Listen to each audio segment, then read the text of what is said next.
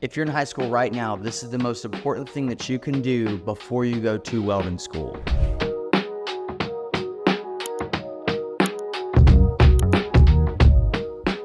So before you go to welding school, the most important thing that you can do in high school is obviously take welding classes and practice welding. But the most important thing that you can do is get good at plate welding.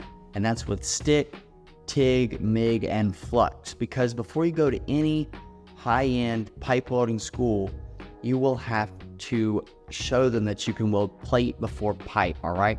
A lot of kids and people think that in high school, cut that out.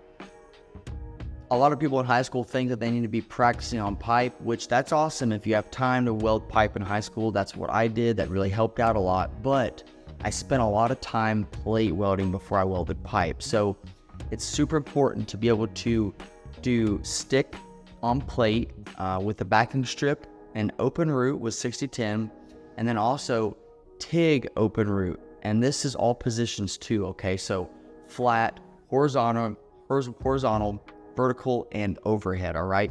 You need to be able to weld all positions and all processes with plate. If you can do that in high school, whenever you go to welding school, you'll speed up your whole process. Really, you'll fly by the program in the beginning, and then you'll have a lot of time to spend on pipe welding, okay? Because I see it a lot of people in high school, they kind of get scatterbrained and they don't know what to weld in high school if they have the opportunity to kind of do what they want. But if I was you in high school right now, I would master plate welding. And the skills you learn in plate welding will make you a lot better when you go to pipe welding, okay? So master plate welding in high school, and that will speed up your whole process when you go to welding school. And that'll help you out so much. That's something that I wish I focused on a little bit more, was plate welding with 60-10 open root overhead. That was really hard for me. I spent a little bit of time on that. So if you can focus on plate welding in high school, it'll make you a whole lot better when you get to welding school.